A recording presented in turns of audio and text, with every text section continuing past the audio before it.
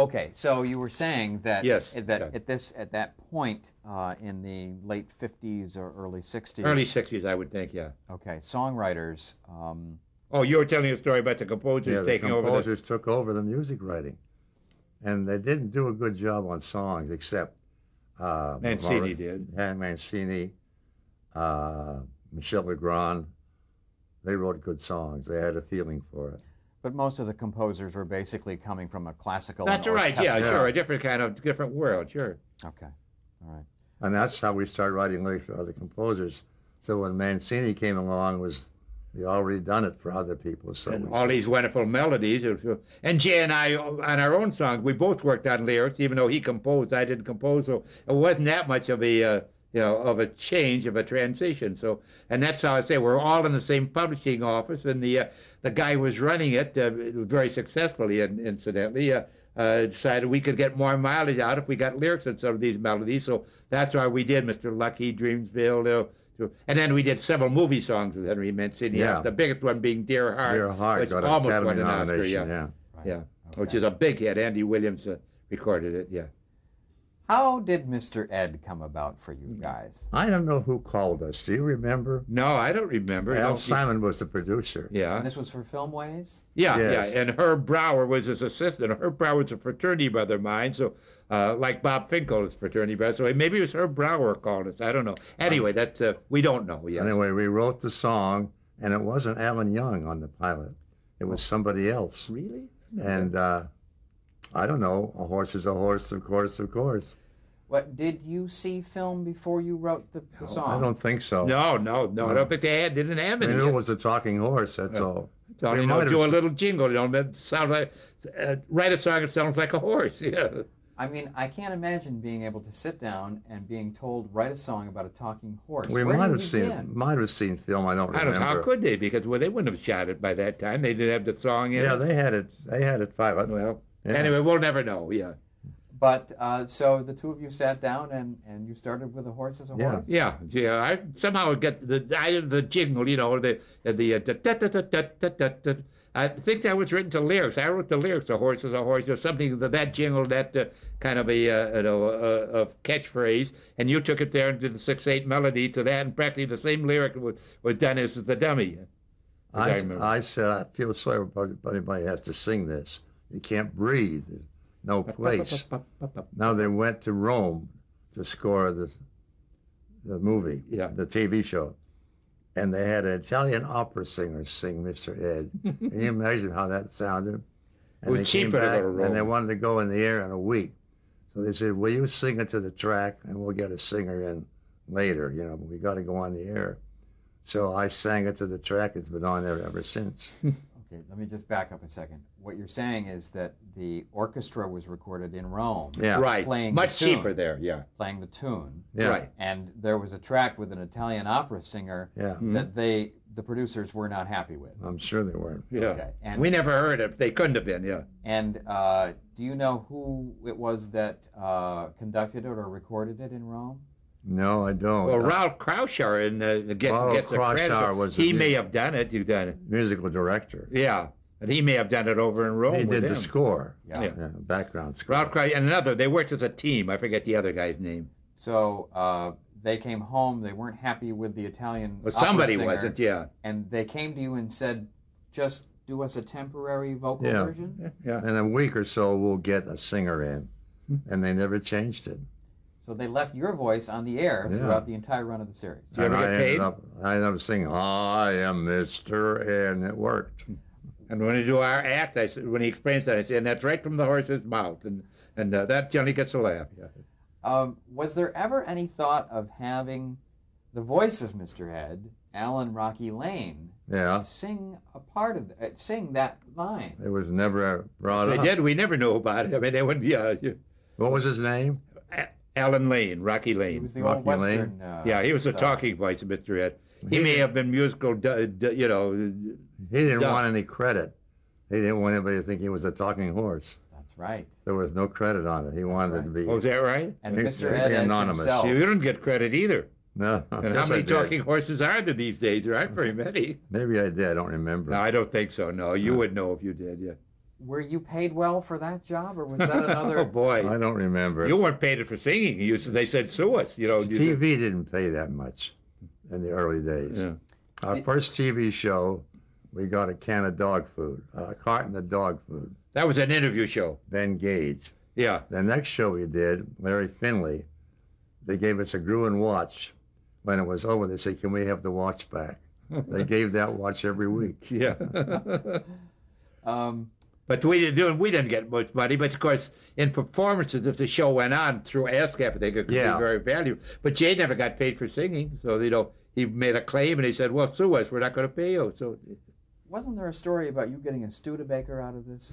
I bought a Studebaker. Yeah, should I still have it? Do you? Oh, actually, it's my pride and joy. It cost me a fortune to keep it up. But the first three Raymond Loewy designed Gran Turismo Studebakers in L.A. Studebaker was the sponsor of the Mystery Show. Went to Al Simon, Alan Young, and myself. And I still have mine, and I keep it, get it repainted every few years. People stop me and say, "Gee, what is that car?" A guy wanted to trade his Rolls Royce for it, but he was joking. He wasn't serious. But they're beautiful. Today every car looks alike, but this Studebaker is so distinctive. Unfortunately, it's in the garage now because it's not outside because I'm having choke problems. But I think it's all right. I'm going to pick it up tomorrow. Wow, great. I sure would love to see that car. Yeah. 2 shows in the 60s have Livingston and Evans songs drawn from movies. Yes. They did a TV show with Tammy in 1965, Right, yeah. which Debbie Watson was in. And then, of course, the Doris Day show in 1968 has Que Sera Sera. Yeah, that was her theme. Yes, and my question was, were you guys involved in any way, shape, or form in making those songs for the television version? No. Yes, we were. Oh, her sorry. husband, Go ahead. Marty Melcher, yeah. Melcher. We're speaking about Doris Day. He had a song he published as her theme. And I told him, he published Que Sera Sera. I said, "Do you know how much money you're going to make if you use Que Sera Sera? Because you only got 1/10 of a performance unless the song had importance other places." They had got enough performances away from the show, so they couldn't hog the money if you just wrote a new song. This is about how ASCAP pays. That's how ASCAP. That's different now, but that's how they paid then. Okay. Unless the thing was a recognized work, you only got a fraction, 1/10. Whatever. Yeah. So we told Marty, "You're losing a lot of money," so he put it as a theme song. Yeah. Tammy, I don't know. I don't think they had any problem. But, the picture was so successful and the song that why break up a winning team? So they just went along with the... and that show didn't last too long, did I remember? One season. Was that all it was? Yeah. Yeah. I'll be damned. Although the Doris Day show went on for a few years. Oh, that went on for 3-4 years. Yeah. That's her biggest hit, as far as I know.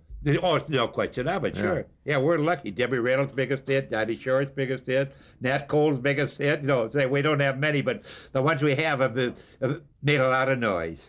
How did you guys get involved with To Roam with Love in '69? Oh, well, go ahead. I don't remember. Yeah, I do. Yeah. Well, one of my dearest friends was Ed Hartman, who was a producer, writer under the Feddersen banner, and Don Feddersen. Yeah, Don Feddersen, yeah. And in fact, Ed Hartman, when we came out here with Olson and Johnson, many 3 hours ago on our show, and et cetera, he was a producer and writer of the 2 movies they did, The Ghost Catchers and See My Lawyer. That a couple of years go by, and we meet again. He's the writer on The Paleface, but he wrote the script for it.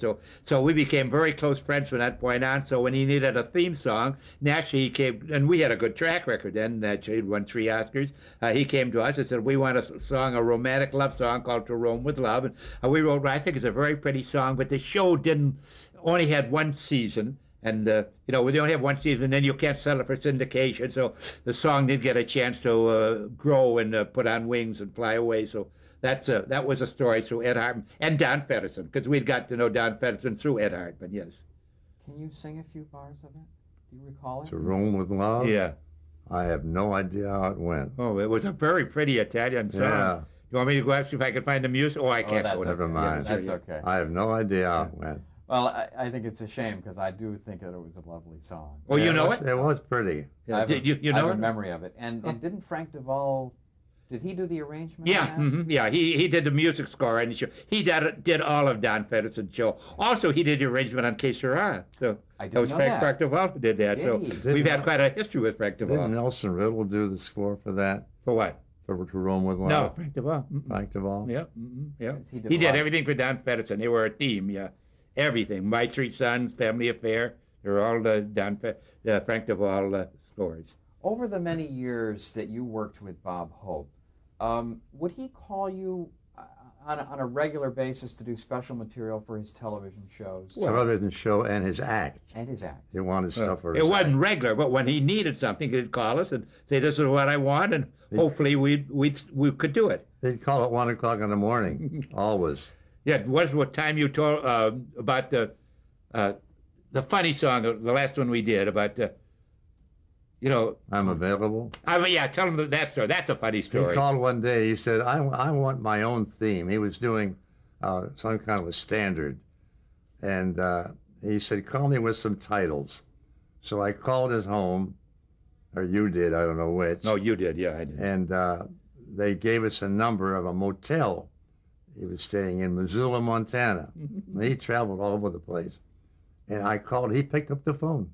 Man, he was not that much of a celebrity to himself.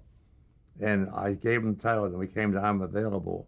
And we both said, that's it, because he was available. Yeah, he'd do anything. That was the lyric of the song. And about when was this? Do you recall? No, I don't know. Oh, God, this 60s. has got it in the 80s, maybe. 70s, the 80s, I'm sure. It Yeah, was near the end. yeah, why don't you sing a little bit of I'm Available, tell them how it went. Yeah. If you're handing out degrees in heaven, extra cap and gown, I'm available. If you're having a bar mitzvah and the rabbi's out of town, I'm available. And that's right. He'll go anywhere for a thing or whatever. Sure. Oh, that's wonderful. And he used it for years until he quit yeah. working, really. And he can't work anymore, unfortunately. No. But And well, you've done a lot of research. no. Oh, somebody had. Mr. Yeah, yeah. Mr. Rosen's staff has done a lot Okay, of well, research. whoever. I mean, my congratulations. Yeah. But I'm also curious, would you write material for Bob and say once a year, twice a year, once every 3 or 4 Well, years? I'd say about twice a year. Could be, yeah, sure. Very often. Between the TV show and the personal appearances or whatever. So it'd be, not for 50 years or 20 years, but we did enough stuff that we became part of the Hope family. In fact, we even did something once for one of his Christmas tours when he went overseas. And now I was scared to death of that, but I'm told it worked out very well. And I can't remember what we wrote, but it worked out, I am told. So that was a big thrill, yeah. Okay, just a couple of quick sort of general Sure, overview questions. sure, John. Having had a couple of the biggest theme songs in the history of television, things Right. like Bonanza and Mr. You're Ed, right, sure. what role does a theme song play in a television show? I think it's very important because Yeah. it catches people's ears. Sure. And it becomes familiar. I don't know if it helps the show or not. Well, it has to. If it's Yeah, I think it familiar, it does. has to. Sure, it's like putting on a good suit. If you don't wear a good suit, you don't look nice. And people relate to music. Music is the greatest communicator. I've done a lot of travel in third world countries, and I've heard our songs in China. I've heard them in Burma, which is a close society, Afghanistan. You can't believe the places that they know. Livingston and Evans songs, every political genre, walls, cultures, etc. So music really communicates, and if it's a hit TV theme song, it's got to help the show. I was in Shanghai. I passed a department store. Bonanza was coming out on the The speaker. music, yeah. Yeah. How important is a catchy hook musically to a, Is what? to a hook of some kind? Is it Yeah. important? I don't know. We just write without thinking it out. We write what we feel. Yeah. And we don't even try to write anything special. We just write a song called Bonanza the best way we can. And try to get some kind of a flavor that might relate to what we think or know the show is about. And Mr. Ed. And it's up to you, your creative abilities to try to do something that's successful. And if you do, life can be very nice and very satisfying.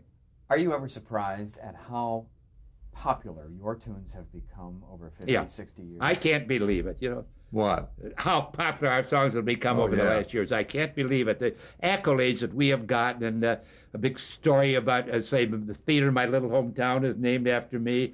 A prestigious university 2 years ago made me the Man of the Year.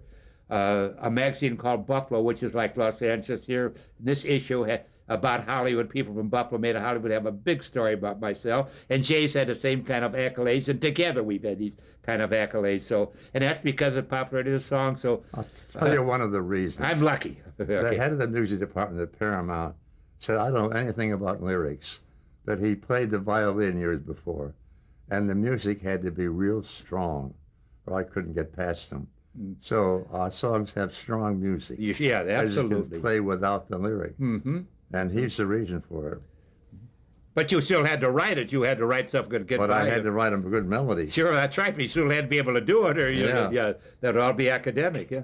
How many songs have you guys written in your partnership? Oh God, at least Hundreds and hundreds, and we've had about 25 that have really been big, and 10 that have been really, really big giants. But they're in the hundreds. They've got to be. See, we kept writing every day for a long time until rock music came in.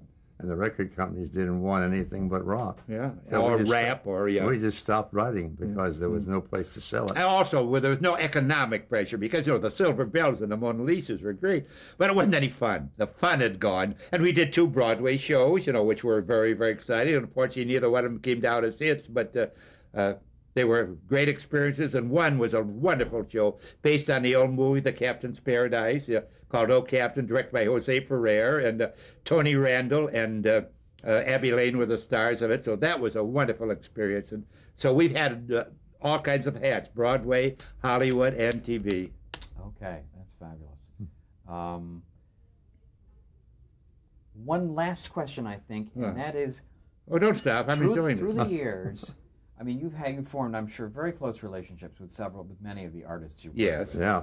Are there 2 or 3 who are just gems as human beings that you really have loved to write for and work with? Well, Bob Hope, most of all. Sure, that's right. But everybody we ever wrote for was really nice. That's right. Except for Hedy Lamarr. Oh, Rosemary Clooney, we left her out. She was a wonderful person to work really with. great lady. And we still a good friend of Rosemary Clooney's, yes. But Hedy Lamarr had in her contract, if there was a song, she had to sing it. A Bob Hope movie. A Bob Hope movie. And I had to change the melody to make it less of a range. I ruined the melody. Yep. And she sang it. It was so bad, I didn't know what to do. And the music director said, don't worry about it. They took her voice out and put a good singer on. They went to the preview and Hedy Lamarr said, I sound pretty good, don't I? And she wasn't. She wouldn't ever give us any trouble that I can think of. Oh, was that My Favorite Brunette? What was the name of the movie? I don't remember. Yet.